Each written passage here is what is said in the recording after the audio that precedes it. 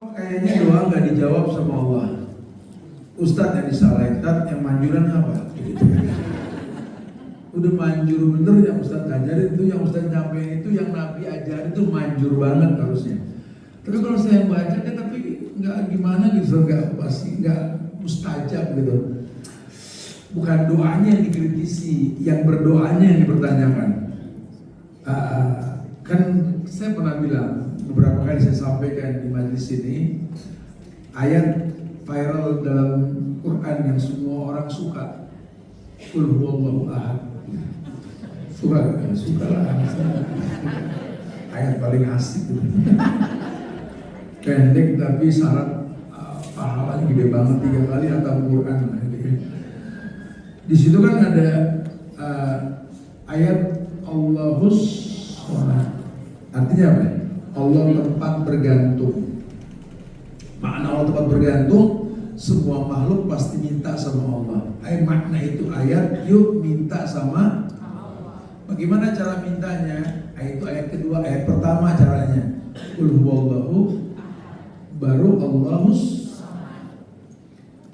Kamu kalau pengen minta sama Allah atau Allah menjadi tempat mintanya kamu, esakan Allah dulu. Nah sekarang makna esa ini apa? Kita nggak takut kecuali hanya kepada Allah. Nah manakala kita masih takut sama selain Allah, berarti kita nggak mengesahkan Allah. Ini maksiat. Dan inilah penyebab doa kita nggak mustajab. Innar rajula la yuhramu rizqa bidzambin yusibu.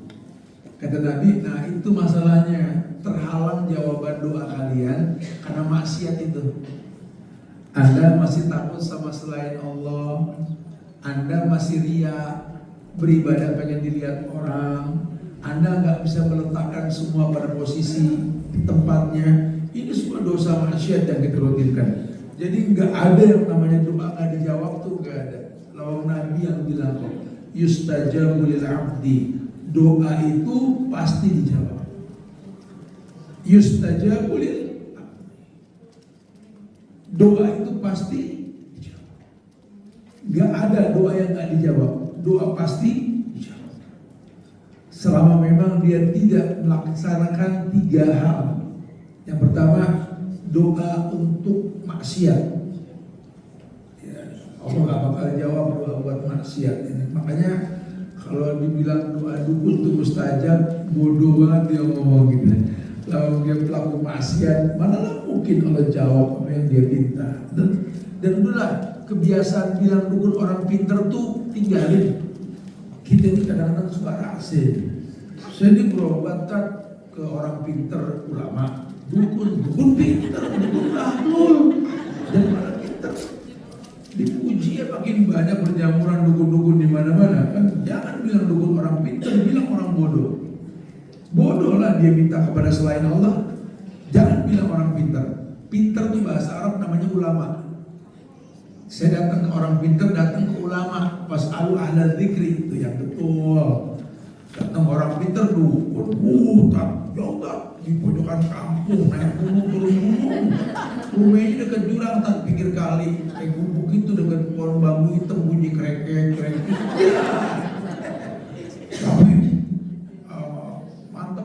Tapi dari mana? Kelas. Ya jauhkan kita dari sifat-sifat yang seperti itu. Wajdufni wa baniya an na'budal asnam. Minta sama Allah untuk dijauhkan diri kita, keluarga kita dari yang begituan. Minta kepada selain Allah ya.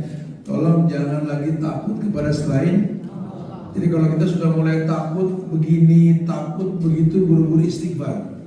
Astaghfirullahaladzim. Mulai khawatir. La ilaha illa anta subhanaka inni kuntu minaz zalimin. Mulai Rabbana sallallahu alaihi wasallam. Ada kita orang laki, Pak. Kita nih janjian sama orang nih, udah kejebak macet. Ya Allah, nak on time nih. Istighfar. Stop.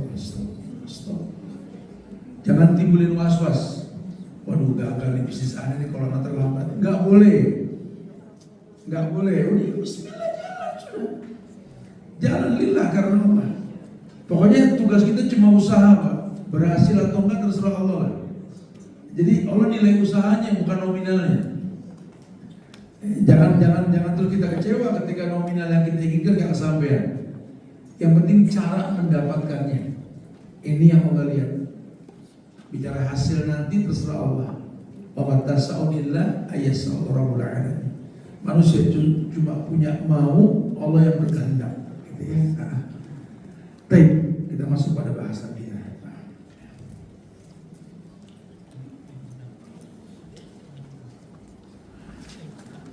Alhamdulillah, hamdan katsiran thayyiban mubarakan fi kama yuhibbu rabbuna wa yarda, amma ba'd.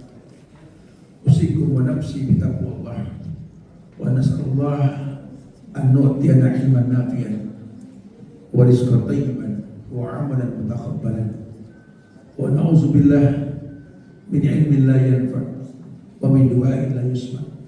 Wa ma ba'du fa inna asdaqal hadits kitabullah wa khairal huda Muhammadin sallallahu alaihi wasallam wa syarrul umuri muhdatsatuha wa kullu muhdatsatin bid'ah wa kullu bid'atin dhalalah wa kullu dhalalatin finnar.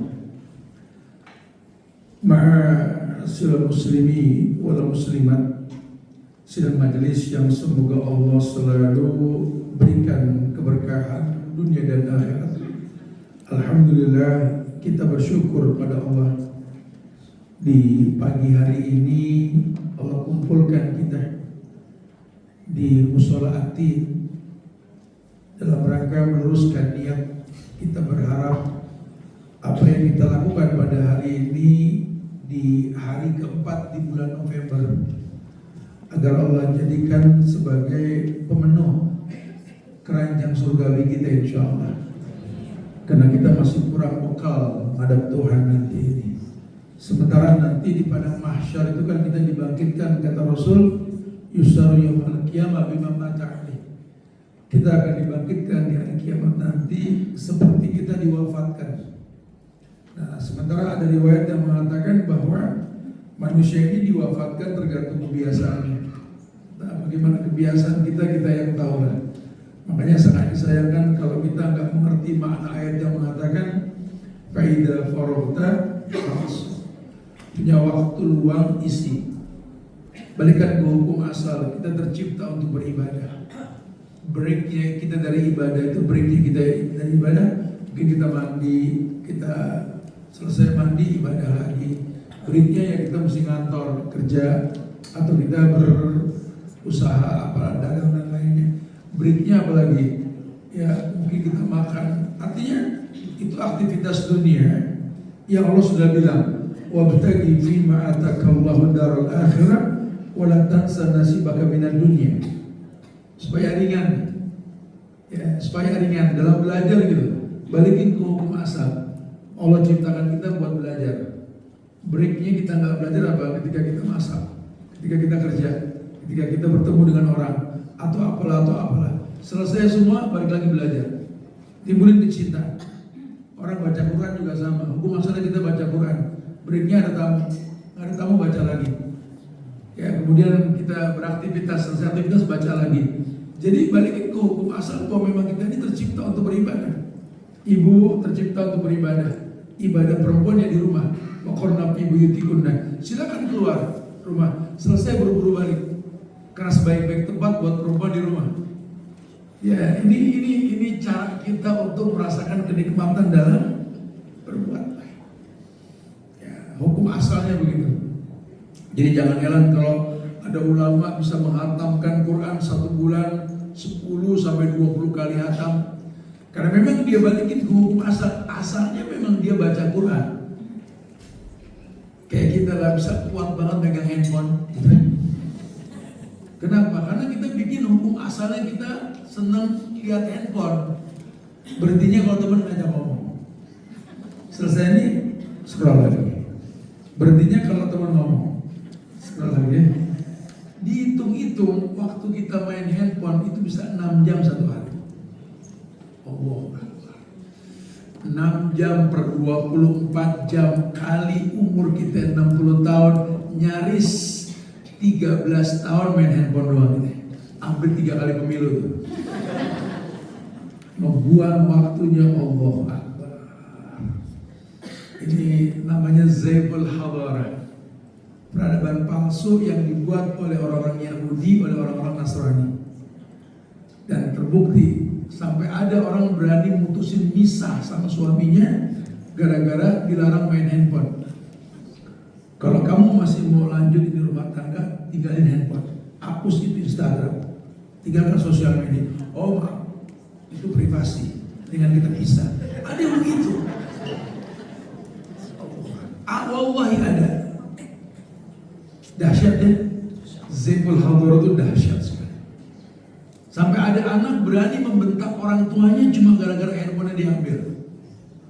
Oh, Zaibul Hadara dahsyat sekali. Sampai ada istri ngambek berbulan-bulan gak melayani suami cuma gara-gara gak dibeliin handphone iPhone. Ada, Allah ada. Saya ngomong gak bohong lah ya. Memang suka bikin konseling. Jadi suka ada berita, ya kirim, ini akhir zaman ini generasi G ini macam-macam pola ngambek gini ya. Sehingga udah gak ada lagi ciri-ciri orang-orang terdahulu yang berpikir bagaimana memberikan manfaat. Masya Allah. Taib, kita akan masuk bab berikutnya tentang bab wujubud dukhul fil Islam kulli wa tarku masiwah. Artinya bab tentang kewajiban masuk ke dalam Islam itu secara keseluruhan dan meninggalkan selainnya. Nah, ya udkhulu fis silmi. Dan dia masuk Al-Baqarah ayat 208. Udkhulu fis silmi. Tapi kan itu ayat mukadimahnya orang yang beriman. Ya ayyuhalladzina amanu udkhulu fis silmi. Kayak orang yang beriman, masuklah ke dalam Islam secara menyeluruh. Kan dia udah beriman, Ustaz. Habis suruh Islam lagi. Ya, makna Islam itu kan tunduk dan patuh. Anda sudah mengaku beriman kepada Allah, iya. Cuma kadang-kadang Anda nggak tunduk sama Allah. Allah perintahkan sesuatu Anda nggak nurut, setan yang harus dijauhi malah Anda ikuti.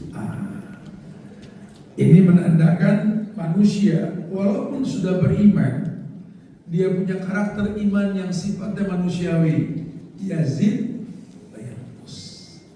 naik dan turun. Ya. Kalau memang iman naik turun, wajar kalau membilangi orang yang beriman udkhulu fis silmi kafah. Nah, kata udkhulu ini dalam bahasa Arab namanya amr, perintah. Perintah dalam agama kita dimaknai wajib. Dan tidak ada kewajiban dalam syariat agama kecuali berkaitan dengan iman. Berkaitan dengan iman. Nah, ya, berkaitan dengan iman. Orang yang beriman, orang yang terkena kewajiban, dan setiap kewajiban dalam agama sifatnya perintah. Sallu kama ra'aitumuni usalli. Salatlah kalian seperti kalian melihat aku salat. Wah, kalau nggak beriman agak susah nih. Kenapa? Kita udah gak lihat Rasul, Nabi udah gaib, beliau sudah wafat, betul? Iman yang maju. Oh iya, bagaimana bisa meyakini yang Rasul ajarkan? Tentu dia akan mencari tahu, mengembalikan semua kepada ulama yang Nabi merekomendasinya. Kata Nabi, taraktu fikum amrayn lan tadilu ma tamassaktum bihima, Al-Quran wa sunnah. Aku meninggalkan dua perkara sama kalian yang kalau kalian berpegang dengan keduanya gak mungkin tersesat. Al-Quran dan Sunnah. Siapa yang pegang? Nabi bilang al-ulama. Al-ulama warasatul anbiya. Kita gak ketemu Nabi, cuma kita ketemu ulama. Ulama yang mana? Yang sanadnya nyampe ke Rasul. Kalaupun kita gak tahu sanad ini ulama, Ali bin Abi Thalib bilang umzur maqala wala tanzur man qala. Lihat yang disampaikan, jangan lihat siapa yang bijak ya agamanya. Karena agama pengen kita ini tahu syariat itu adalah cara hidup. Cara hidup itu kalau kalian imani, ini yang Allah inginkan. Makanya di Al-Hujurat ayat 14 dikatakan kul lam tu'minu walakin qulu aslamna. Katakan Muhammad sama orang yang sholat tapi korupsi. Katakan sama orang yang sudah menikah atau bermaksiat di luar. Katakan sama orang yang masih punya orang tua ngaji cuma kok ngegas aja sama orang tua, nggak bisa berbakti. Katakan, tapi dia sholat, nah dia Islam, cuma belum beriman. Ketundukannya dalam syariat itu belum ngefek. Secara penampilan sudah syar'i lah, yang laki sudah cingkrang, jenggot, jidat cemong, mata kaki kapalan itu 1000 sila ala di musola gitu. Yang perempuan sudah syar'i, kerudungnya An-Nur ayat 31 kok. Jilbabnya Al-Ahzab 59. Enggak ada masalah. Cara sholat itu kayak sifat sholat Nabi. Allah. Udah ngaji nih kelihatan kan gitu ya. Tapi kok enggak seperti harusnya kan? Nah, itu yang dimaksud. Karena nanti beragamlah karakter orang dengan keislamannya. Disitulah agama butuh jam terbang. Ya, kadang-kadang si penghafal Quran tidak bisa melebihi kemuliaan ibunya yang cuma waduha ke bawah. Mamanya nggak 1 juz loh. Apalan orang tua kita waduha ke bawah. Anaknya ini berapa juz, tapi mutiara hatinya beda. Hati orang tua begini. Selalu menyiapkan maklum buat anak-anaknya. Kalau ini yang hafalannya banyak nggak memaklumi orang tuanya. Itu yang saya maksud. Ya, Masya Allah. Ya, taib. Dalam bahasa ini dikatakan, ya ayyuhalladzina amanu udkhulu fis-silmi kafah. Ya, orang yang beriman, kata Allah, masuklah ke dalam Islam secara keseluruhan. Harusnya iman itu modal Anda untuk total dalam beragama. Jangan dipilah-pilah. Kalau kamu yang butuh agama, bukan agama butuh kamu. Kayak perempuan bilang, oh enggak, suami harus paham saya. Situ yang paham suami, lawang surganya dalam suami. Mama harus paham aku salah. Kamu anak laki paham mamanya. Itu pintu surga kamu. Ini hari gini enggak, orang suka merekayasa kata sehingga dia pengen dipahami. Lah, justru orang hebat itu memahami, bukan pengen dipahami. Orang hebat itu memberi, bukan menerima. Orang hebat itu memang mengambil manfaat, tapi lebih senang dia memberikan manfaat. Ya, kita suka salah paham dalam kata ini. Seakan-akan agama berhajat dengan kita. Kita yang berhajat dengan agama. Kayak nuntut ilmu. Ya, jangan dibilang musola atin butuh kalian jamaah. Kalian yang butuh musola atin di asal baris. Hari ini mau nyari kajian sunnah yang gratis, tempat yang terfasilitasi. Kajian bayar dikit dikomplain. Kajian bayar. Agama mahal. Yang gratis lu gak datengin. Emang bawel cabein bodoh. Ya, ayo dong. Ya, fastabiqul khairat. Berlomba-lomba untuk mendapatkan kebaikan. Mau yang kajian, mau panitianya, mau si ustadznya. Ya, namanya kebaikan itu perintahnya fastabiqul khairat tadi, berlomba-lomba. Jangan malah kayak kita dibutuhin. Kita yang butuh kesempatan. Keranjang surgawi kita masih kosong nih. Duh, kalau nanti duha kita diwafatin, modal apa kita ketemu Allah? Jangan bilang mati gampang, nanti belum tentu. Wa ma tadri nafsun fi ayyi ardin tamut. Karena Allah sudah bilang, kamu tuh gak tahu kapan kamu diwafatkan, di bumi mana kamu diwafatkan. Dan kita gak pernah tahu, memang gak pernah tahu. Cuma dikasih bocoran, kulun nafsin. Maka saya sering bilang sama anak muda, bodoh sekali kalian. Ya Nabi sudah bilang bodoh, rogima'anku. Bodoh sekali. Kenapa ya Rasul? Ini orang punya orang tua, gak bisa ke surga, bodoh. Ya orang laki, orang tua. Kalau perempuan bodoh banget nih, perempuan punya laki gak bisa ke surga.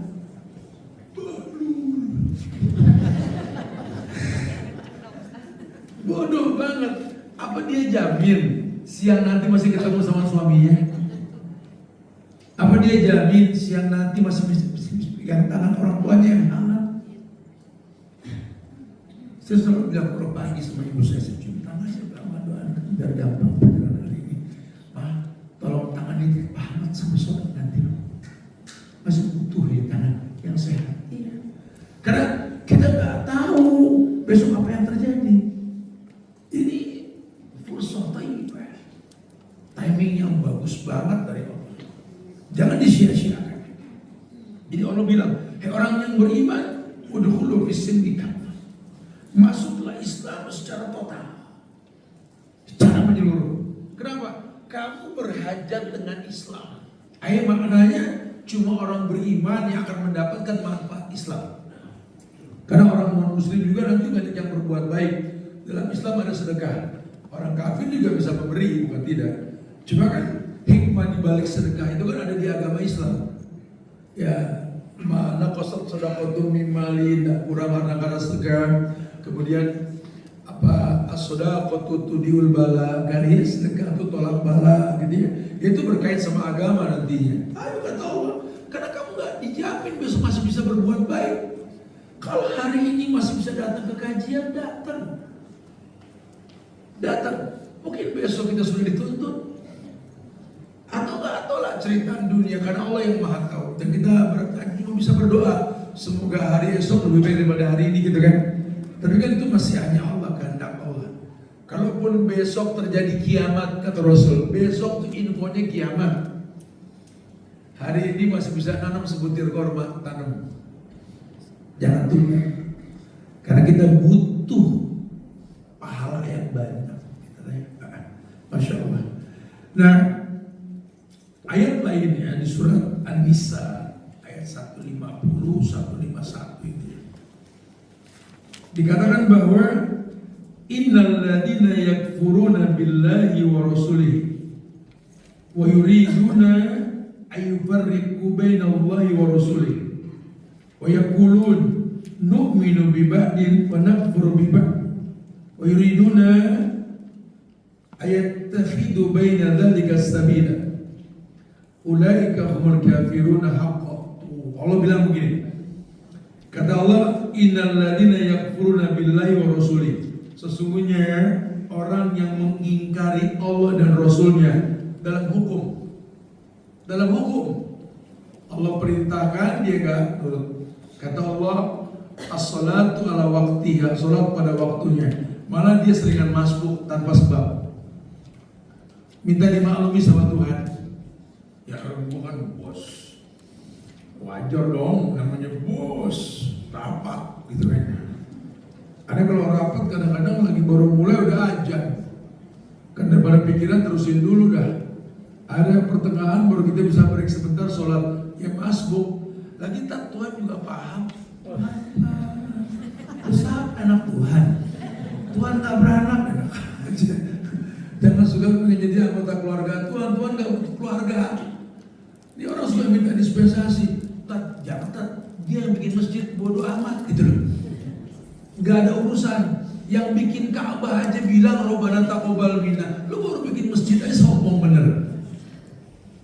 Minta dimaklumin. Karena pahala orang sholat di masjid dia pahala dia betul. Cuma kan tetap berlaku hukum fawailul lil musallin. Memang ada keutamaan bersedekah. Cuma ya nggak menutup. Tetap Allah mengatakan, "May ya'mal misqala dzarratin khairan yarah, wa may ya'mal misqala dzarratin." Anda berbuat baik yang memang ada balasannya. Anda berbuat gak baik juga ada azab dan balasan. Jangan suka merasa di zona aman dalam hidup ini.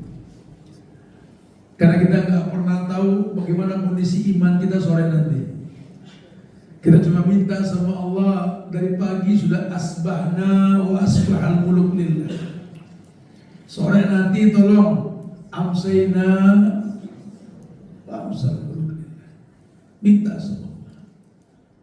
minta sama Allah, Allahumma astur aurati wa amin rawati, ya Allah, Allahumma fastin baini. Masya Allah, kita minta sama Allah. Kenapa? Gak ada yang gak mungkin. Sang pencipta kemungkinan ini suka kalau dideketin gitu loh. Mintalah kemungkinan yang baik. La yaruddul qada ila du'a. Karena gak ada yang bisa merubah takdir kecuali doa. Ya, letakkan semua pada tempatnya. Wa ja'alna lailan libasan wa ja'alna naharan ma'asa. Ini tempatin pada tempat aja pahalanya nampak sekali. Jadikanlah malam untuk istirahat. Jadikanlah siang dari awal pagi untuk beraktivitas. Yang greget dikit gak apa. Karena gak ada yang jamin kamu masih bisa berbuat baik sebentar lagi. Ayo, Masya Allah. Orang yang ingkar kepada Allah dan Rasulnya, wa yuriduna ayyufarriqu bainallahi wa rasuli, atau yuridun, dia menginginkan yufarriq, yakni membeda-bedakan antara keimanan kepada Allah dan Rasulnya. Ya, kata Allah, wa yaqulun nu'minu bi ba'din wa nakfuru bi ba'din. Seperti orang mengatakan, ya saya sih beriman ya, yang Allah firmankan. Cuma kalau untuk menerima hadis nggak gampang, karena kan hadis banyak yang doib dan lain sebagainya. Ini salah paham dalam menerjemahkan hadis. Sehingga anak sholat pada waktunya. Kalau untuk sunnah nggak dulu deh. Kenapa? Karena yang wajib aja dulu. Kalau Anda mampu, kenapa nggak melaksanakan? Nabi yang mengatakan bahwa cintanya Allah itu datang kepada orang yang menghiasi yang wajib dengan yang sunnah. Kalau Anda pengen dicintai sama Allah, tolong yang telah kau gugurkan dalam bentuk kewajiban itu hiasi dengan yang sunnah. Kalau Allah sudah cinta sama kamu, Masya Allah. Kata Allah, idza sa'alani la'utiyannahu wa idza sta'adzani la'udzannahu. Kalau ini orang minta, pasti diberi sama Allah. Karena dia minta perlindungan, pasti dilindungi. Cuma gara-gara apa? Menghiasi yang wajib dengannya sunnah. Apa alasan kamu gak melaksanakan? Cuma sunnah. Allahu Akbar. Padahal melaksanakan yang sunnah dengan ilmu yang dikedepankan bagian dari ibadah itu sendiri. Allah yang berfirman, atiullaha wa atir rasul. Allah yang berfirman, wa ma'atakumur rasul fakhudhuhu. Al-Asr ayat 7. Apapun yang datang dari Rasul, ambil. Wa manahakum anhu fantahu. Apapun yang dilarang jauhkan. Harusnya cukup sudah. Kenapa? Karena agama ini merupakan rahmat Allah buat orang yang mau melaksanakannya. Jangan sampai gak memanfaatkan mumpung masih bisa berbuat baik fastabiqul khairat. Dia mengatakan nu'minu bi ba'din wa nakfuru bi ba'din. Wa yuriduna yattakhidhu baina dzalika sabila. Bahkan ketika mereka mengatakan kami mengingkari sebagian, begitu pula sebagian lainnya. Kemudian dia bermaksud mengambil jalan tengah di antara keduanya. Allah yang mengatakan, kata Allah, ulaika humul kafirun haqqan. Ini yang saya maksud, kata Allah, orang kafir yang real kafir ini. Kamu itu bukan tugas manusia ini, kamu tuh manusia.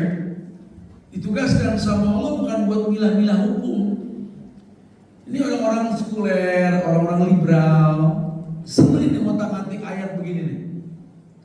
Ini cikal bakal kekafiran. Bahkan kalau sudah pakai bahasa Allah di An-Nisa 151 itu Allah mengatakan ulaika humul kafirun haqqan. Ini kafir yang Allah maksud. Karena kalau kafir mutlak dia nggak kenal agama, kafir tok. Tapi kalau kafir yang sebenarnya ini tahu hukum cuma nggak dipakai, suka ngotak-ngatik, ya. Di orang-orang liberal ini banyak yang kayak begini. Gimana caranya nggak terkena hukum? Gimana caranya? Jadi kalau misalnya dia pelipirin, dia candain, dia bikin meme-meme tentang hukum tersebut. Allahu Akbar, ya. Oh ini nasab ke Abdullah bin Ubay bin Salul banget begini ya. Yang di zaman Nabi itu troublemaker benar-benar nih, Abdullah bin Ubay. selalu bisik-bisikin orang ya supaya jangan yakin sama Nabi Muhammad. Sampai puncaknya tuh dia timbulkan fitnah katanya Aisyah berselingkuh dulu. Ya, dia orang yang ngerti agama bukan enggak. Bahkan dia mencari celah kapan Nabi ini lengah. Karena kan nyaris Nabi percaya dengan omongan Abdullah bin Ubay kan tentang perselingkuhan Aisyah. Oh kalau Allah nggak turunkan ayat, udah selesai sudah. Jadi orang yang benci dengan Aisyah itu ya Abdullah bin Ubay bin Salul. Inilah cikal bakal Syiah. Orang-orang Yahudi Madinah cikal bakal Syiah itu dari dia. Sampai sekarang kan orang-orang Syiah kan benci sama Aisyah. Karena nenek moyangnya sudah nggak senang sama Aisyah. Alhamdulillah wa na'udzubillah. Masyaallah. Kemudian surat Al-Baqarah ayat 85. Ketika Allah berfirman, "Afatu'minuna bi ba'dil kitab wa takfuruna bi ba'd? Fama jazaa'u man yaf'alu dzalika minkum illa khizyun fil hayatid dunya wa yawmal qiyamati yuradduna ila asadil adzab wa ma Allahu bighafilin amma ta'malun." Ya, hampir mirip sih ya. Ayatnya mengatakan gini, "Afatu'minuna bi ba'dil kitab wa takfuruna bi ba'd?" Kata Allah, apakah kalian beriman kepada sebagian kitab dan ingkar kepada sebagian yang lain? Kitab itu tulisan yang kita bahas yang lampau ya, masih ingat kan? Karena orang suka bilang ada Quran nggak bro? Ada tuh kan? Ditunjuk tuh lemari Quran tuh Quran dan itu bukan Quran. Ini diambil ini bukan Quran. Ini namanya mushaf, kumpulan lembaran mushaf namanya. Itu mushaf bukan Quran. Ambil sini, ambil deh. Dibuka, nah, banyak ayat tuh. Ini Quran bukan, itu kitab. Ya, jadi mereka ini ingkar dengan tulisan-tulisan pada mushaf. Kapan dikatakan Quran yang kita pegang? Ketika dibaca. Wa ma qadarullaha haqqa qadri, itu Quran. Alhamdulillahi rabbil alamin, itu Quran. Qul huwallahu ahad, tabarakalladzi biyadihil mulk, itu Quran. Itu mushaf, dalamnya ada kitab. Gak pernah jadi Quran kalau gak dibaca. Mahfum? Adapun bacaan dalam mushaf tersebut, ya, itu bisa menjadi al-dzikra, nama lain Quran. Kenapa? Karena pengingat. Bisa jadi petunjuk, namanya Al-Furqan. Jadi nama Quran itu mushaf, kitab, Quran, dzikra, Furqan. Bertahun-tahun ngaji guru paham pagi begitu tadi semua. Itu pentingnya kita belajar jadi oh iya ya. Makanya orang dulu suka bilang ya, baca tuh Quran. Ya kalau memang pengen jadi Quran ya dibaca. Kalau memang tuh Quran lembaran udah banyak hilang, ya mushaf itu mendingan didaur ulang, dihancurin. Mushaf kok bukan Quran yang dihancurin. Kita kalau nggak mau Quran dihancurin, Quran nggak bakal bisa dihancurin karena Quran dibaca. Yang dirusak mungkin mushaf, nanti lari ke akhlak, adab tentang masalah mushaf tersebut. Di situ khilaf masalah menyentuhnya, masalah memegangnya. Ya, karena kita kalau mau megang Quran suruh berwudu, itu pendapat akhlak.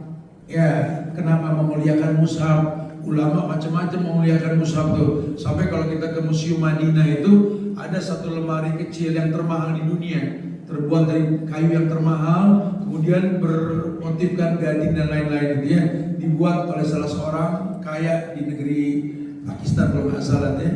Itu cuma buat meletakkan Quran. Saking mereka yusiru bil badan, respect dengan Quran. Kalau kita kan kadang-kadang Quran kita pakai buat tutupin air kalau malam, betul. Kadang-kadang ada mangkok bakso buat kita makan gitu ya. Kalau orang-orang soleh nggak main-main masalah kayak gitu ya. Tapi Apakah kalian beriman kepada sebagian kitab dan ingkar kepada sebagian lainnya? Maka tidak ada balasan yang pantas bagi orang yang berbuat demikian dari kalian selain kenistaan dalam kehidupan dunia. Dan pada hari kiamat mereka dikembalikan kepada azab yang paling berat. Dan Allah tidak lengah terhadap apa yang kalian kerjakan. Nabi aja bilang kok, dakwahku dengan dakwah Rasul sebelumku itu tidak ada perubahan. Seperti sebuah bangunan yang sudah jadi. Karena Nabi Rasul semuanya agamanya Islam. Ya, al-anbiya dinuhum wahid. Para nabi itu agamanya satu. Agamanya satu Islam. Walikulli ja'alna sir'atan wa minhajan. Tapi pada setiap mereka itu diajarkan cara. Nah, caranya ini yang beda. Maka beliau mengatakan, dakwahku dengan dakwah Rasul sebelumku itu seperti sebuah bangunan yang sudah jadi. Bangunan yang sudah jadi. Cuma ada satu bata yang belum dipasang. Jadi itu bangunan, ada satu bata. Dan orang semua berkata, bagusnya di bangunan, kok batanya kurang satu? Akulah bata tersebut, kata Rasul. Ya, jadi dalam dakwah sama. Nanti teman-teman yang sudah ngaji mau dakwain di masyarakat nih, udah ada kan Islam di masyarakat, betul? Jangan dirubah. Aku lagi pengen hantem tat kampungan tat, ngajinya malam Jumat doang. Ada apa dengan malam Jumat? Kan nggak boleh, emang lu nggak paham. Malam Jumat malam penuh berkah, Sayyidul Ayyam, salahnya di mana? Lawang orang tahajud malam Jumat aja dinilai sedekah yang besar. Berhubungan suami istri aja malam Jumat pahala tersendiri, betul? Salahnya di mana ngaji malam Jumat? Nggak salah, apa yang dibalik? Jangan cari gara-gara kalau nggak berilmu. Terus jadi benar tak? Ya wallahu a'lam. Kok wallahu a'lam? Apa dulu yang dibaca di malam Jumat? Kalau yang dibaca suratnya itu aja, itu masalah. Oke, itu masalahnya di situ. Bukan malam Jumat yang disalahin. Hari ini ngumpulin orang ngaji malam nggak gampang. Pagi aja duluan si Ustaz. Apalagi malam, betul? Kok lebih susah lagi loh, jangan salah. Lebih susah lagi. Ini orang nggak disuruh pada ngumpul tuh malam Jumat kan cakep bener. Udah gitu pas pulang pada bawa besek. Kita ngaji kapan bawa besek pulang? Sejak kajian di Sholatin ada yang pulang bawa besek? Kagak ada. Kalau mau kajian malam Jumat, betul? Kita mau bubarin yang mereka sudah nikmatin, ya nggak bisa. Jangan gampang berubah. Tradisi kita ada istilah di beberapa tempat tuh istilah di kita lah secara umum lah. Ada istilah kumpul-kumpul Lebaran. Ya memang dalam agama kita nggak ada sunnah atau kewajiban kumpul Idul Fitri itu nggak ada satu sama. Gak ada, yang ada saling memaafkan, yang ada saling mendoakan di antara kita. Kalau kumpul saling memaafkan gak ada. Ya itu tradisi, namanya uruf. Selama memang bukan sunnah, bukan wajib, ulama gak nyalain. Masa Idul Fitri maaf-maafan, tat kali ini belum ketemu udah lama. Kan long weekend kita beda. Kalau long weekend kita kan memang Idul Fitri, Idul Adha, sama malam tahun baru, betul? Di negara lain nggak ada.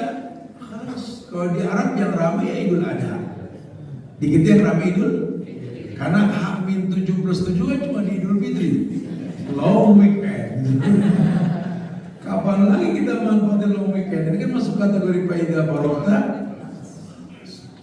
Nggak ada masalah. Mumpung lagi pulang kampung nih, 14 hari nih libur gitu ya. Sekalian nemenin emak, nemenin cacing nih. Sekalian kita ziarah kubur secara umum mubah boleh-boleh aja, nggak ada masalah. Yang nggak boleh kan mubah jadi sunnah, ini yang nggak boleh. Sampai kalau nggak kumpul Lebaran diomelin, dimusuhin sekeluarga. Nah ini masalah nih, berarti itu udah mewajibin kalau begitu. Nggak ada kewajiban pada yang sifatnya mubah. Duha aja sunnah diwajibin jadi bid'ah, apalagi sifatnya mubah. Itu ma'ruf, ada Ada tuh bahasa kita adat. Al-adat. Al-adah al-muhakkamah. Adat itu kadang jadi hukum. Makanya orang dulu suka bilang tarkul adat adalah adat yang disepakati baik, ditinggalkan buruk biasanya. Kebiasaan kita ngumpul lebaran, karena salah paham, nggak ngumpul bid'ah, misalkan gitu ya. Mulai dari situ keluarga kita nggak ketemu. Padahal adat kita mirip, long weekend itu waktu betul. Nah, udah gara-gara kebiasaan orang dulu nggak kita pakai lagi, cikal bakal kehancurannya. Kenapa? Karena kesempatan kita kumpul cuma tuh waktu. Ya nggak disalahkan, manfaatin. Karena kalau nggak tuh waktu kita kumpul, paling cuma di 3 tempat kita kumpul. Kalau nggak lagi kondangan, nguburin, sama emak sakit, betul. Baru kita pada ngobrol pada begitu tuh. Akhirnya nggak asik. Kenapa sih nunggu emak kita sakit baru pada ngumpul, saudara? Kalau udah ada ngumpul baru, Allah mau kenapa sakit? Ketemu itu juga nggak paham. Tuhan yang bikin sakit. Si bontot datang goyang-goyang kaki mama jangan sakit. Mak mau makan apa, mak bilang mak. Temannya kemarin gua sehat lo nggak tawarin. Begini belum tanyain sama anak lewatan lo betul. Gak usah ditawarin, gak usah ada yang nongol. Lihat rezeki mak mau di pojokan bambu ada kongguan. Ada pisang macam-macam. Rezeki orang sakit datang sendiri. Nunggu maknya sakit baru dipeluk, baru dipijitin. Monten mulu sih kerjaannya gitu. Mumpung sehat, datengin orang tua, cium tangannya, peluk, mau apa mah? Bilang mumpung sehat. Dibawain, gimana nunggu, mak udah gemeter baru mau ngapain mah? Ya kalau mau apa-apa dia gemeter. Udah kelewatan sekarang. Titel tuh gak bikin kita baik. Kalah sama orang tua gitu. Gak bertitel, bangkainya ngasih waris. Anak sekarang repot dengan titel dandan mulu dandan. Bagi orang tua, gimana mau berkah hidupnya? Ya, ini jelas banget lah ini ayat jelas ya. Jadi Allah berikan balasan nanti di akhir dengan azab yang pedih. Kenapa? Karena memang orang tersebut kayak ahlul kitab yang berimannya sepocel-pocel, nggak gampang terima dengan kebenaran. Kasusnya kan gitu. Agama Yahudi nggak terima agama Nasrani. Agama Nasrani dan Yahudi nggak terima Islam. Padahal kalau mau ilmiah, ya, bukankah Waraqah bin Nawfal bilang, Waraqah bin Nawfal itu pamannya Khadijah. Ketika ada sinyal kenabian, kata Waraqah, kalau seandainya ya masa kenabian itu datang, aku masih hidup, aku yang bakal mendukung dia. Itu ilmiah tuh. Ilmiah kayak kita belajar. Saya juga belajar. Saya sekolah di Darussalam Gontor. Saya dapat semua pelajaran. Saya belajar lagi. Alhamdulillah yang kita dapat ini mengislah yang ada. Tapi kan tetap punya anak tangga, kita ada proses. Ya jangan berhenti belajar, terus belajar. Kenapa mesti terus belajar? Karena ada janji indah yang dijanjikan oleh Rasul. Kata Nabi, man salaka thariqan yaltamisu fihi ilman, sa'alallahu lahu bi thariqin ilal jannah. Ini yang bikin kita kuat, pengen belajar terus. Man salaka thariqan, orang yang melangkahkan kakinya menuju tempat ilmu dituntut. Di on the way, kalau bahasa kita OTW lah sekarang bilang. Lagi OTW ke musola Atin di Asem Baris. OTW-nya aja tuh dipastiin surga. Apalagi nyampe ke lokasi. Majelis ilmu, majelis penyubur iman. Udah pasti di dalamnya ada ilmu dibagiin, saling mengucap salam di antara kita, duduk tahiyatul masjid, silaturahmi, panjangin umur, banyakin rezeki. Ya Rabb, Fabi ayyi ala'i rabbikum. Saya tantang orang-orang yang suka lari-lari, warawiri tiap hari, yang ke majelis ilmu, yang tantang nge-gym, katanya perutnya sampai kayak ada gabinnya, six pack gitu. Saya berani tantang, ayo kuat-kuatan di majelis ilmu gitu. Ya. nggak mencibir mereka yang sehat, bagus lah ya, sehat itu bagus kan. Tapi kalau sehatnya menghindari kebaikan, nggak ada kebaikannya. Kadang-kadang kita kalah kuat sama orang tua kita yang udah dituntun beraya geruyuk. Subuh bisa berdiri di sop paling depan. Orang tua udah geraya geruyuk, jalan dituntun, subuh sop paling depan. Ini mana nih yang nge-gym? Yang badannya kaku sampai kayak wayang Arjuna betul semua. Yang kalau nunjuk bengkok dikit kenapa ada sayapnya? Yang ntar main padel. Subuh nggak kebagian di masjid, itu sehat dari mana? Karena Anda nggak tahu kalau sehat itu rahmat Allah. Dan rahmat Allah nggak mungkin datang ke orang yang bermaksiat. Ini yang bikin geleng pala orang-orang Parsi, orang-orang Romawi. Karena secara fisik orang Arab kalah gede sama orang Romawi. Kudanya aja kalah gede. Perang Bunyanun Marsus, ketemu mereka. Udah lebih banyak tuh Romawi, lebih bongsor dia punya badan. Arab lebih dikit, kecil ukuran badan. Bunyanun Marsus, kan formasinya gitu kan.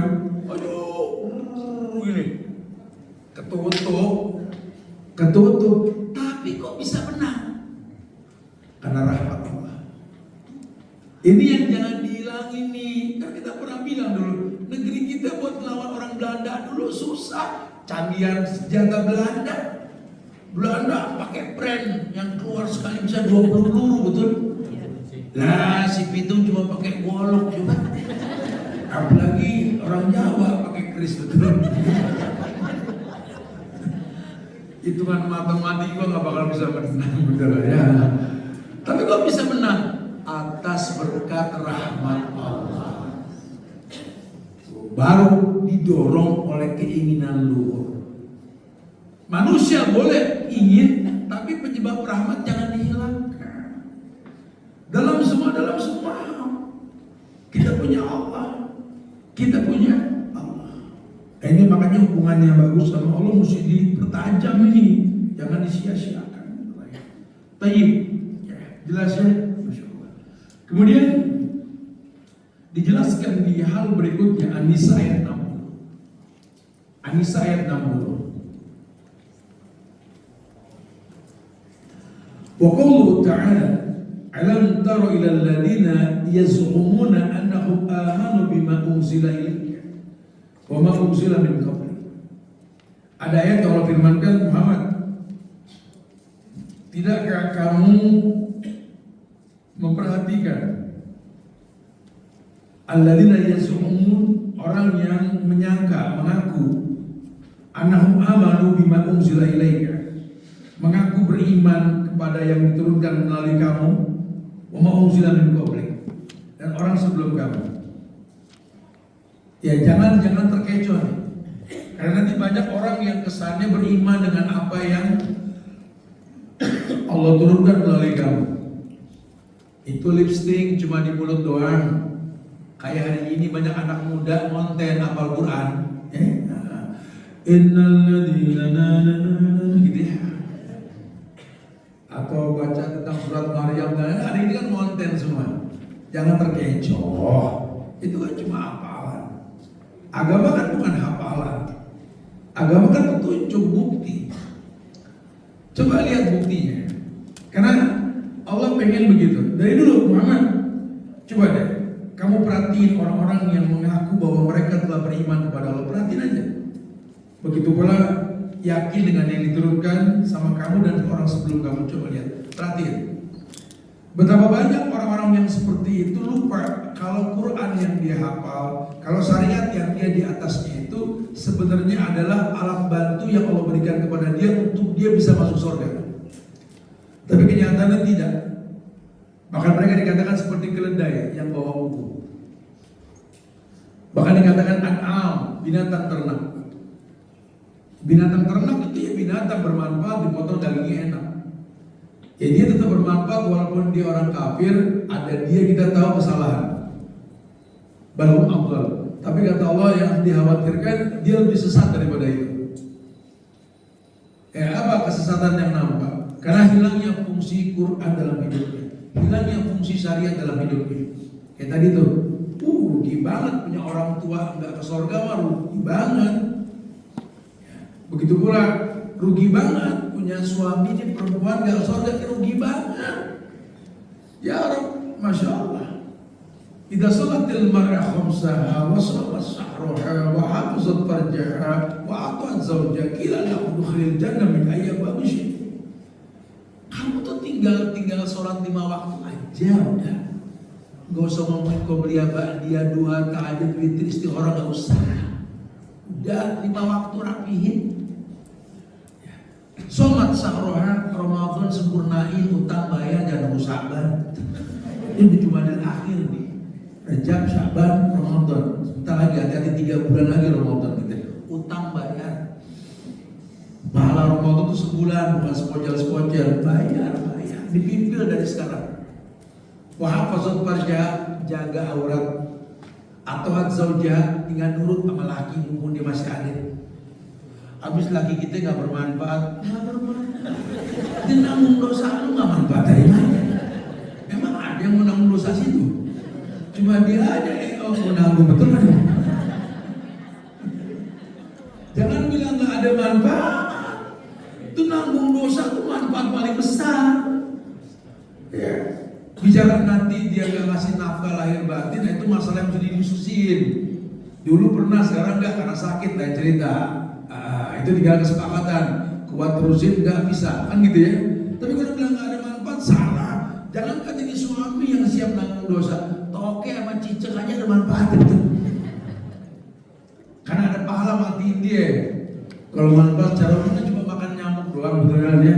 Tapi kan pahala buat kita ada. Jangan bilang makhluk Allah mendatangkan manfaat. Ada yang cerdas untuk berpikir memberi manfaat, bukan mengambil manfaat. Perhatiin deh Muhammad, perhatiin deh. Ini banyak orang nih yang mengaku ya zu'umuna annahum amanu. Mereka menyangka mereka telah beriman.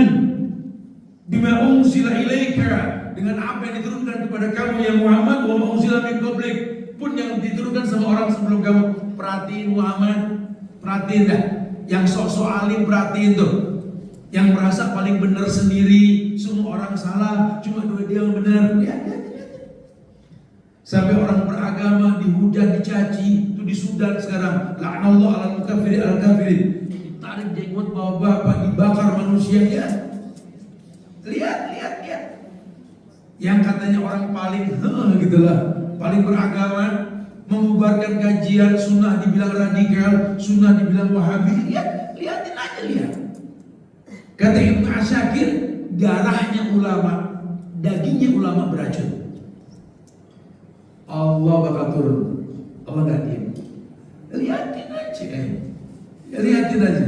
Makanya saya paling pegel kalau ada orang Islam sudah ngaji, punya masalah rumah tangga, datang ke psikolog yang gak ngaji. Berani bayar juta-jutaan. Ustadz no ada gratis, gak usah bayar. Tanya sama dia, kenapa ke psikolog? Ada orang dari Allah, ini ibu datang ke saya malam-malam setengah 9 malam, pengen curhat masalah anaknya yang terkena LGBT karena konten XXX apalah di dalam sosial media itu, yang anaknya ikutin, anaknya setengah autis. Nah, ya, sempurna cuma ada inilah ya, autis kurang lebih lah, ADHD dan lainnya. Ini anak akhirnya cenderung dengan sejenis.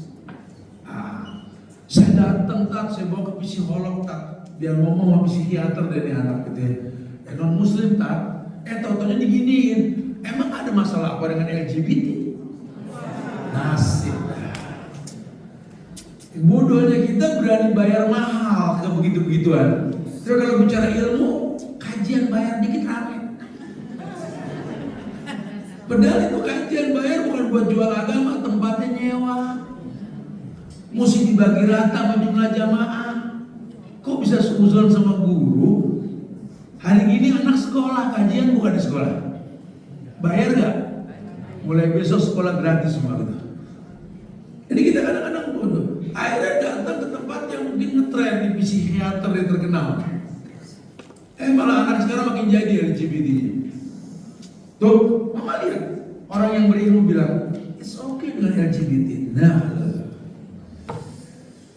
Ini banyak di kita ini banyak yang kayak begini. Kita nggak memuliakan ilmu, nggak nanya sama orang yang berilmu. Orang yang berilmu tuh nggak menjual agama. Ya kalau memang urgent yang dibutuhkan, ya akan dia sampaikan yang diinginkan. Ya itu penting banget untuk kita paham. Jangan terjebak dalam kesalahan gitu loh. Masya Allah. Ya. Tapi jelas ya. Jadi Allah firmankan begitu. Di ayat berikutnya, di hadis ayat 60 tadi lanjutannya itu, yaz'umuna annahum amanu bima unzila ilaika wa ma unzila min qablik. Yuriduna ayatahakamu ila taghut. Wa qad umiru ayakfuru bihi. Wa yuridu syaitan ayudillahum dhalalan ba'ida. Nah, ini masuk nih pertanyaan tadi nih. Di situ setan berperan tuh. Baik setan golongan setan mutlak jin dan manusia. Mereka berperan. Oh, setan masuk. Mulai setan cuci alul bid'ah ini untuk yakin dengan bid'ahnya. Sehingga dibalik orang yang melarang bid'ah dibilang musuh Islam.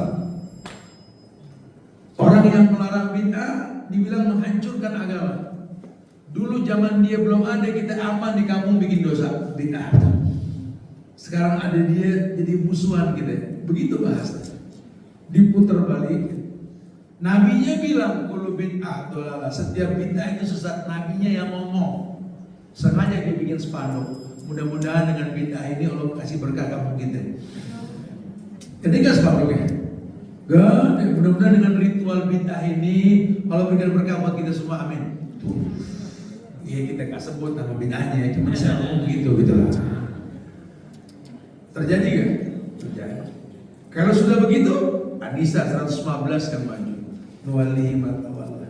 Akan kembalikan dia sejauh mungkin. Nuwallihi ma tawalla. Kupalingkan dia sejauh mungkin. Nuwallihi ma tawalla. Wa nuslihi jahannam wa sa'at masirah. Bahkan Allah permudah dia masuk ke dalam neraka jahanam. Makin pede dengan dosanya. Bahkan kalau perlu pelaku bid'ah pun disambut di semua negara. Si pelaku bid'ah datang yuk, bid'ah bareng yuk. Dan yakin bid'ah kita ini Rasul senang, Rasul datang. Habis dah, Anda bikin ketoprak, jadi keren. Dikukus, jadi gado-gado subhanallah. Habis bumbu boleh sama, cuma kan tetap beda orang namanya betul. Baru ingat, hati-hati kata Nabi, qaumun min jildatina wa yatakallamuna bi alsinatina ta'rifu minhum wa tunkir. Wa ma dukhanu ya Rasulullah. Apa tuh asap yang bikin remeng ketika kamu wafat, sahabat hidup, kemudian wafat, datang lagi sunnah yang remeng. Kata Nabi, akan datang qaumun min jildatina, sekelompok kaum yang kulitnya mirip dengan kita orang Arab. Wa yatakallamuna bi alsinatina, dan ngomongnya pun sama ngomongan kita, bahasa Arab juga. Tapi dia berbuat sesuatu yang Nabi enggak ajarkan. Ta'rifu minhum wa tunkir. Kamu bakal melihat yang dia sampaikan seakan-akan agama, cuma kamu ingkar. Terjadi. Ya, banyak keanehan yang dipertontonkan. Jadi akhirnya ini yang setan masuk ke situ. Diprovokasi nih orang-orang yang nanggung-nanggung dalam beragama, percaya sampai segitunya. Sepiteng tempat kata turunan Nabi itu dicium sama orang yang offensive. Saya bilang apa-apaan begini? Apa-apaan begini? Di mana iman kita? Ini ya nggak bisa.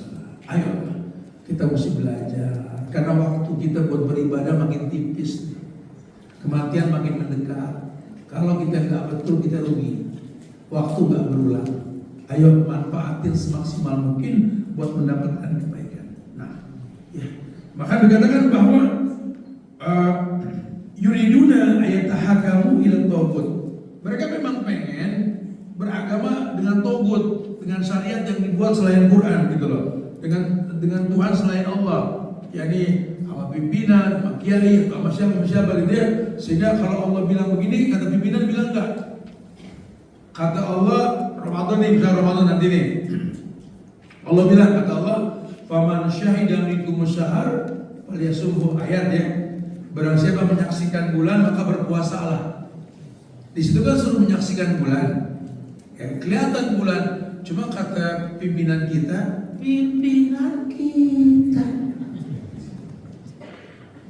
mungkin lebih dulu lah ketimbang bulan.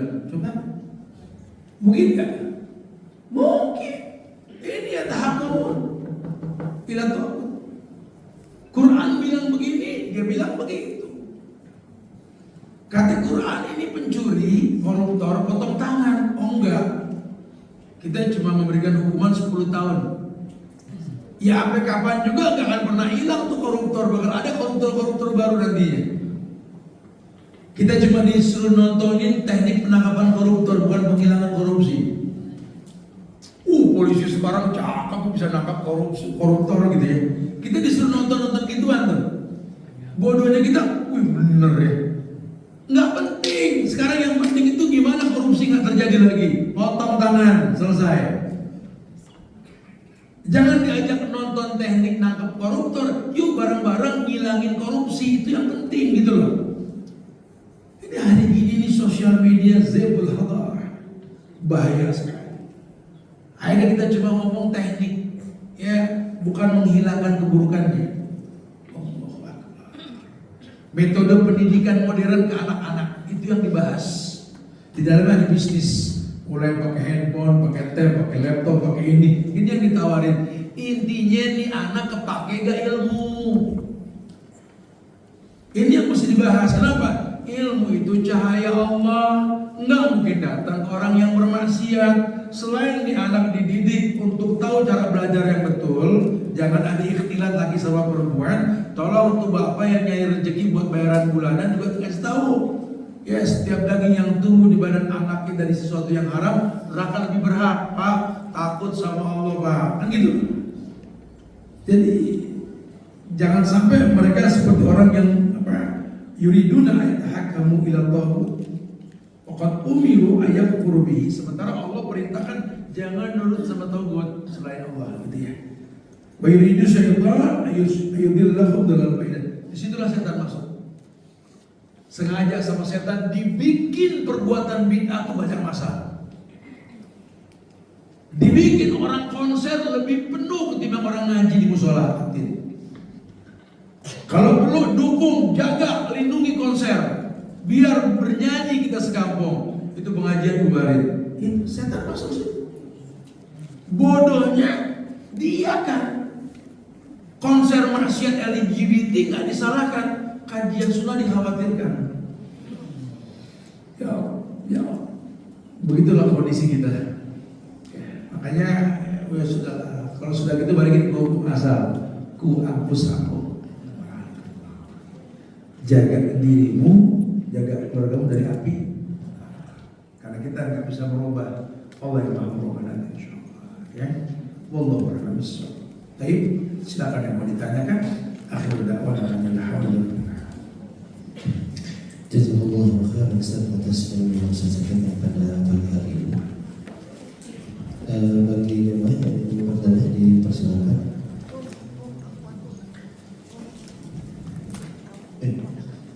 Ustaz izin menanyakan dari YouTube Ustaz.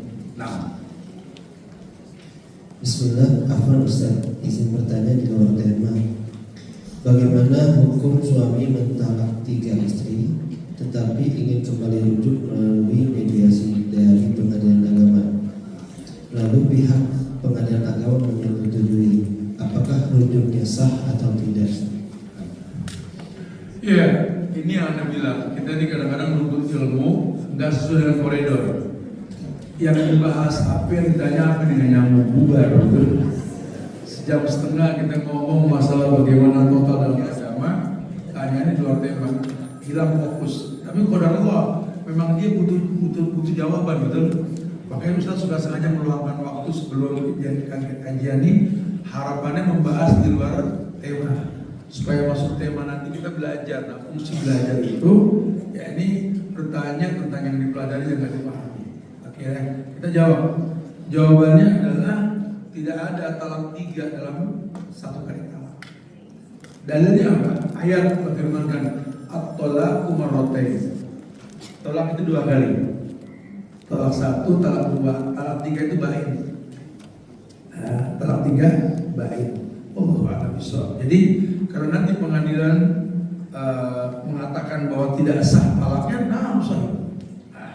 Karena memang pengadilan agama tidak akan melegalkan talak 3 kecuali yang disifati talak 3 seperti khulu, membalikan mahar. Itu membatalkan semua. Allahu a'lam bishawab. Jadi nggak ada talak 3. Talak itu 1, tunggu masa iddah 3 bulan, 3 kali masa suci. Sebelum 3 bulan dia mau rujuk caranya bagaimana? Bilang saya rujuk atau berhubungan intim, batal sudah. Ya, makanya tapi sudah pernah talak berarti. Besok ribut lagi, terjadi lagi talak. Ya, dengan talak yang sah itu 2 berarti. Rujuk lagi, kelas. Yang berikutnya bain. Bain itu nggak boleh balik kecuali si perempuan nikah dulu sama orang, si laki nikah lagi, ketika bercerai boleh balik nanti. Tapi nggak boleh disengaja,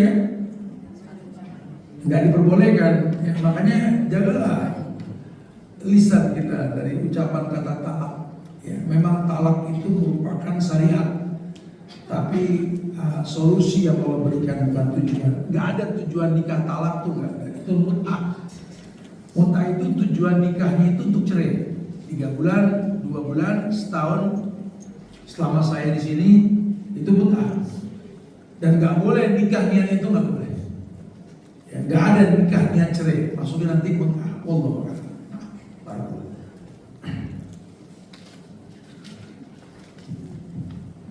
Assalamualaikum Ustaz. Waalaikumsalam. Mohon izin bertanya. Bagaimana ketika suami dengan hasil nafkahnya tidak halal menurut Islam? Jadi kan termakan untuk istri dan anak, Ustaz. Kan sekarang sudah musimnya pencucian uang segala macam dengan tidak ada usaha tapi rezeki dalam hal nafkah mengalir terus, Ustaz. Baik. Jazakallah. Inilah panjang cerita memang. Awalnya sering diingatkan perempuan, makanya kamu tuh dinikahi karena kamu tuh punya nilai.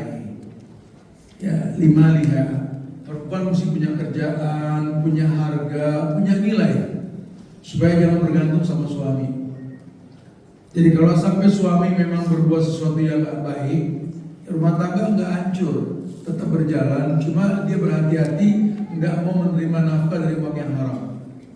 Hari ini kan karena banyak perempuan kan memang pasrah dinikahi karena memang pengen dinafkahi, terkesan dia nggak punya kemampuan untuk survive. Yang terjadi yang seperti ini, mau nggak mau, tapi kita nggak punya kerjaan kan, ini kan nunggu dana dari suami. Ya nggak akan pernah bisa, walaupun darurat daging babi halal berubah jadi daging sapi nggak bakal. Halal karena darurat, cuma nggak berubah nama. Sama dengan suami yang mungkin ngasih nafkah dari uang yang haram. Ya boleh-boleh aja nggak punya kemampuan, cuma kan tetap haram. Yang dikhawatirkan nanti tumbuh di badan anak kita dari uang yang haram. Dia nggak dosa, dia nggak dosanya anak.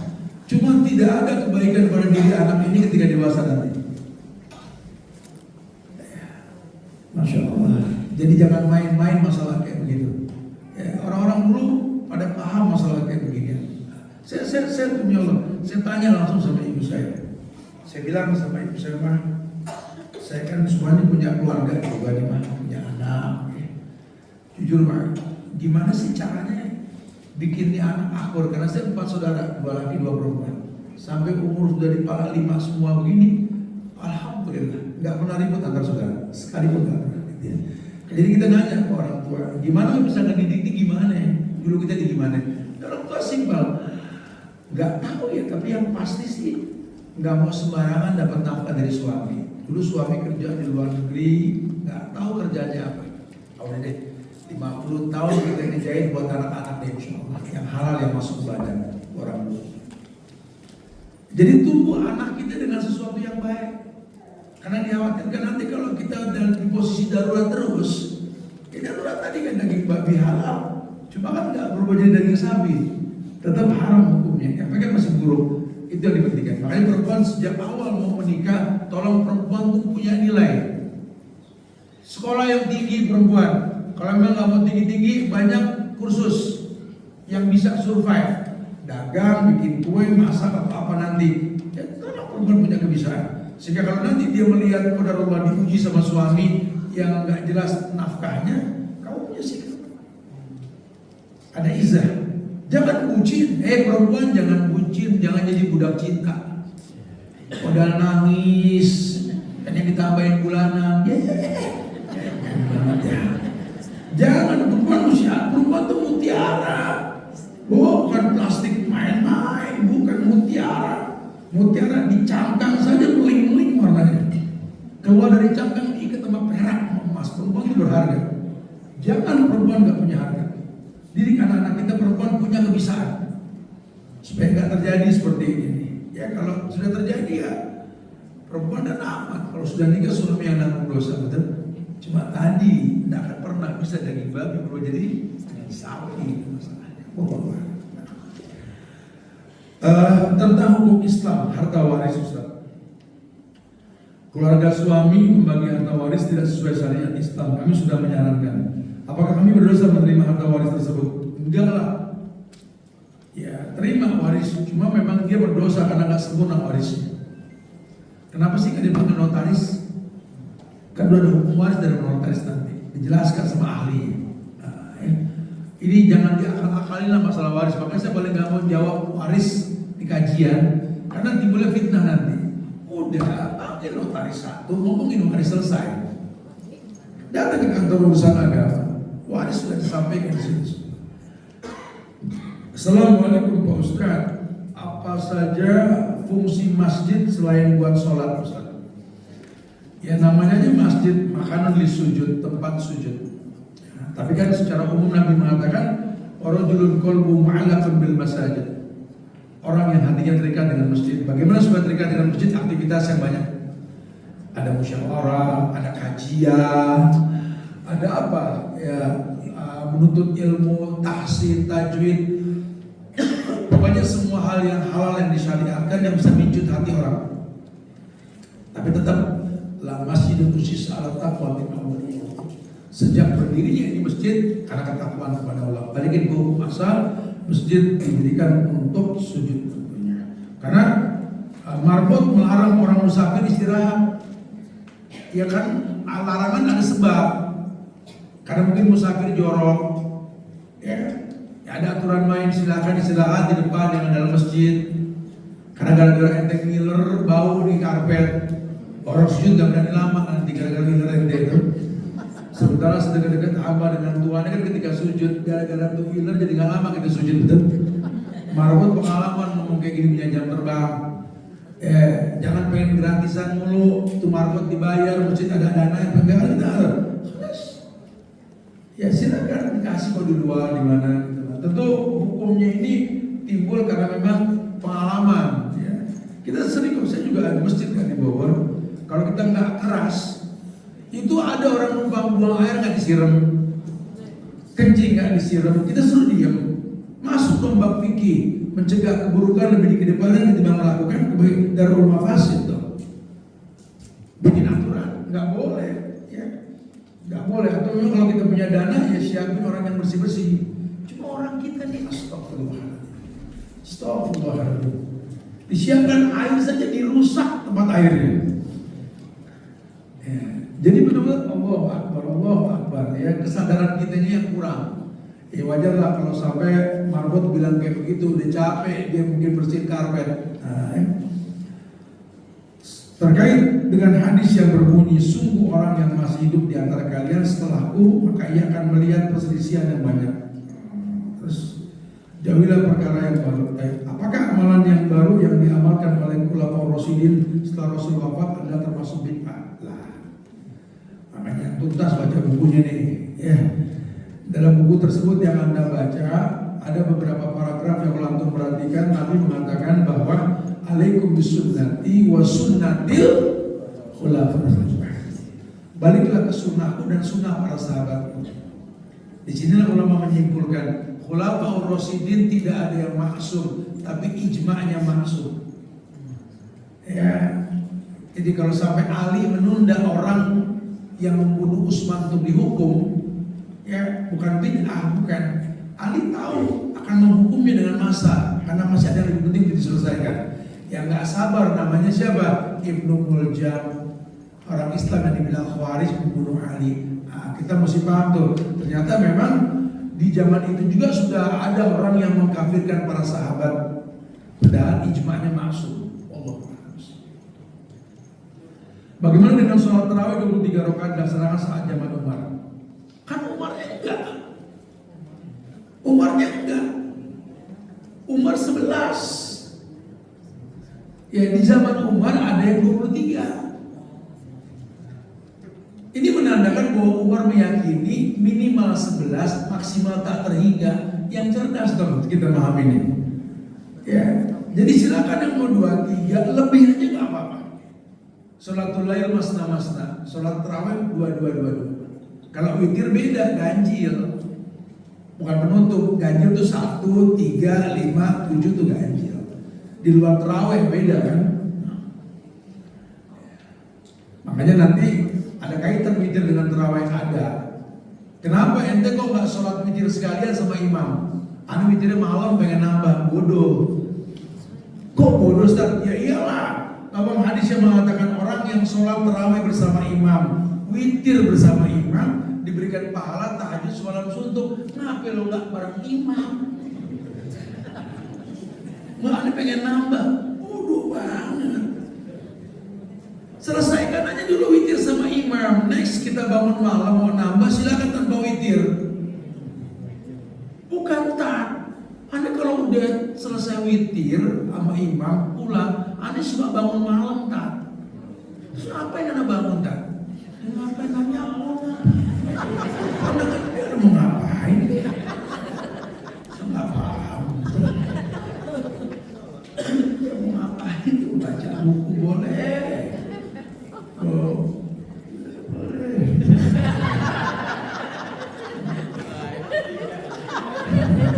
Assalamualaikum. Ustaz, bagaimana cara mendidik istri agar mempunyai sifat qanaah? Bini ente ada yang didik dong, yang kesal dikit lagi yang greget nggak pasti udah ditanggung dosa, dapat nafkah lahir batin, tinggal nelayan masih susah juga mah, ganti yang baru aja dah. Ya sabar. Perempuan tulang rusuk yang bengkok, jangan dipaksa lurus, patah resikonya. Allah gak ciptain perempuan buat dilurusin, tapi buat dimaafin. Ya semoga mampu yang disampaikan kekurangan, semoga ada kemampuan di antara kita. Kita lanjutkan kajian kita di musola kecil di pojokan Duren Sawit Darul Qur'an insyaallah buat membahas masalah menjemput tobat sebelum terlambat. Yuk kita jemput tobat kita sebelum terlambat. Kita berdoa semoga manfaat insyaallah. Kita tutup dengan kafaratul majlis. Subhanallahi wa bihamdihi asyhadu an la ilaha illa anta astaghfiruka wa atubu ilaik. Assalamualaikum warahmatullahi wabarakatuh.